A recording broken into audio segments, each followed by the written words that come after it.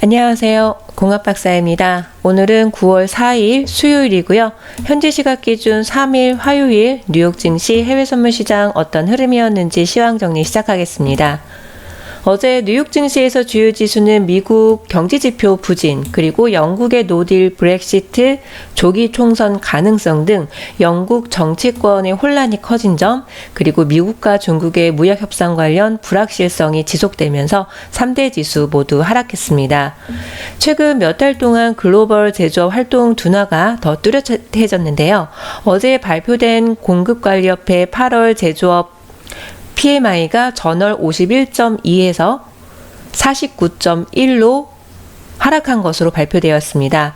시장 예상치는 51이었었는데요. 50보다 더 낮으면 통상적으로 위축 국면을 의미합니다. 또한 2016년 8월 이후 3년 만에 50 아래로 떨어지면서 침체 우려감을 키우게 된 것입니다. 미국과 중국의 무역 협상 관련 불확실성이 커지고 있는데요. 미중 양국이 향후 협상 범위와 일정 등도 정하지 못하고 있다라고 외신들은 보도했습니다. 그리고 브렉시트 문제를 놓고도 영국 정치권 갈등도 한층 고조되면서 영국의 노딜 브렉시트 강행 우려, 그리고 미국과 중국의 무역 긴장 속에 미국과 독일 국채와 같은 안전자산 수요가 이어졌습니다. 안전자산 수요가 이어졌다? 그럼 국제 금값은 어떻게 되었을지 대략 짐작은 가시죠? 어제 다우지수 1.08% 하락했고요. S&P 500 지수는 0.69%, 기술주 중심의 나스닥 지수는 1.11% 하락 마감했습니다. 한편 국제유가는 글로벌 경기 침체 우려와 미중 무역전쟁 여파로 하락했습니다. 미국은 예고했던 대로 1일부터 추가 중국산 제품에 대한 15% 관세를 부과하기를 시작했고, 중국 또한 대응 조치로 보복 관세 부과에 나섰었죠. 중국이 미국 원유에 대해서 관세를 부과하기 시작한 점은 원유 시장에 부담이 될 수밖에 없었을 텐데요. 거기에 미국 제조업 지표가 부진했었던 점은 경기 침체 가능성, 그리고 이에 따른 원유 수요 둔화 우려를 자극하면서 크루드 오일 어제 거의 원웨이 매도 추세가 나와주었더군요. 그나마 미국 지표 부진으로 달러가 약세를 보이면서 낙폭을 다소 줄여서 마감한 것으로 보고 있습니다. 어제 저는 차트를 제대로 보지를 못했었는데 크루드 오일이 계속적으로 원웨이 매도 추세를 보여주는 것 같다, 이런 느낌만 받았습니다. 제대로 차트는 보지 못했는데 어저께 TV나 TW 이런 매매 기법 신호가 분명히 나왔을 것이고, 거기에 따라서 원칙 매매했다면 그래도 큰 수익 구간이 나와주지 않았을까, 이런 생각이 좀 들었어요. 국제 금값은 미중 무역 협상 관련 불확실성, 그리고 영국의 노딜 브렉시트 강행 우려와 조기 총선 가능성 등 영국 정치권의 혼란 등으로 안전자산 수요가 몰려서 금값을 끌어올렸습니다. 세계 경제 침체 우려와 이에 따른 연준의 금리 인하 기대감도 더해졌겠죠. 이 또한 금값 상승을 도운 것으로 보여지는데요. 이번 주 핵심 지표가 또 남아있지요. 고용 지표도 남아있고요. 연준 회의 때까지 지표가 더 나빠진다면, 안 좋아진다면 금리 인하 폭에 대한 논의가 또 활발해질 것으로 보여집니다. 어제는 항생지수 오전에 영상을 공유 드렸었고요. 오늘 오전에도 항생지수 영상을 공유 드렸었습니다. 우선은 어제 것만 본다면 매도존과 매수존 모두 다 우하향이었었기 때문에 매도 진입을 기다리겠습니다 라고 말씀을 드렸는데, TW 매수 신호가 나온 지 얼마 되지 않았었기 때문에 매도 신호 구간까지 CP 기준으로 매수 진입을 해서 일정 부분 수익 구간을 가져갔었고요.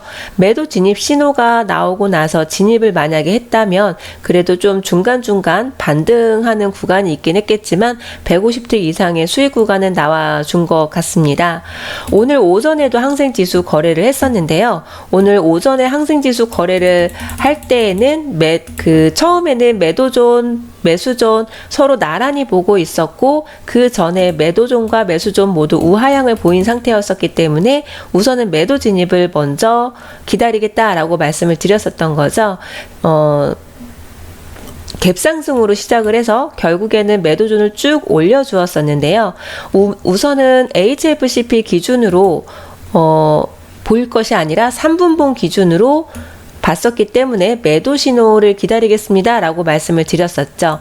왜냐하면 3분봉 기준으로는 TW 신호가 얼마 남지 않았었기 때문에 그렇습니다. 그래서 TW 매도 신호가 나오기 전까지 CP 기준으로 매수 진입을 했었던 것이고, 백틱 수익 청산 후에 TW 신호에 맞춰서 두 번의 손절 경험은 하기는 했지만 결국에는 50틱 정도 수익 구간이 나와 주었었습니다.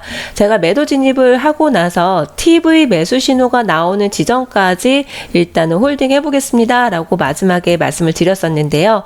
이 부분이 바로 TV 매수 진입 신호로 보시면 됩니다. 그래서 브레이크타임 시작하기 전에 청산을 했었던 것이고, TW 매매 기법은 추세가 완전히 전환이 되는 매도 추세로 이어지게 되는 그런 추세 전환이 될 수도 있겠지만 일시적인 조정 구간이 될 수 있습니다 라고 마지막 영상으로 공유를 드렸었는데, 그리고 나서 굉장히 큰 매수 추세가 이어졌었습니다. 제가 매도 진입한 건 지금 현재의 차트 흐름으로는 비교도 안 될 만큼 큰 매수 추세를 보여주었었는데요. 시간봉 기준으로 만약에 본다면 매도존을 이미 위로 쭉 올렸었기 때문에 그 다음에는 아마도 TV나 TW 매수 신호를 기다려 봄직하지 않을까 이런 생각이 들었고, 제가 동그라미로 표시된 부분이 바로 제가 매도 TW 기법으로 매도 수익을 가져간 곳이 되겠죠. TW 매매 기법은 일시적인 조정이나 반등 구간을 주는 경우가 대부분이기 때문에 추세 전환이 아닌 이상은, 추세 전환이 아닌 일시적인 조정이나 반등 구간이라 할지라도 나스닥이나 항생지수 같은 경우에는 100틱에서 200틱 혹은 움직임이 너무 안 좋다 할 경우에는 한 70틱 정도의 수익 구간은 주고 원래 추세대로 가는 경우가 굉장히 많습니다. 그래서 TW 매매 기법을 공부하시는 분들이 계시다면 일시적인 조정 구간이 오늘과 같은 예가 해당이 되겠죠. TV 매수 신호가 나왔고 결국에는 이제 매수 추세, 원래 가던 추세로 이어진 건데 TW 이 진입 자리가 결국에는 변곡점이 아니라 일시적인 조정 구간이었구나라는 거를 이제 차트가 지나고 나서야 알 수가 있는 거겠죠. 지나고 나서 알 수 있기 때문에 지나고 나서 후회하기 전에 일정 부분 수익 구간을 챙겨 놓기 위해서 TV 매수 신호 부근에서 한 계약은 별도로 청산을 하게 된 이유입니다. TW 매매 기법은 굉장히 매력적인 기법인 것 같습니다. 오늘은 글쎄요, 오늘 뉴욕 증시에서 제가 영상을 남겨드릴 수 있게 될지 정확하게 알 수가 없어서 오늘도 오전장에서 최대한 항생지수 거래 영상을 공유 드리려고 했었던 것이고요. 오늘의 경제지표 발표 일정 확인하셔야 됩니다. 9시 30분 수출, 수입, 무역수지 관련 지표 발표가 예정되어 있고 10시 25분에는 윌리엄스의 연준 위원이죠. 연설이 예정되어 있습니다. 오늘 수요일인데도 불구하고 원유 재고 지표 발표는 없다라는 거 월요일 날에도 아마 한번 언급을 드렸던 것 같습니다. 월요일날 뉴욕 증시가 휴장이었었기 때문에 지표가 하루 더 뒤로 물러나게 되는 거죠. 그래서 목요일 자정에 발표가 될 예정이니까 그러니까 목요일에서 금요일로 넘어가는 자정에 발표가 되니까 잊지 마시고 참고하시기 바랍니다.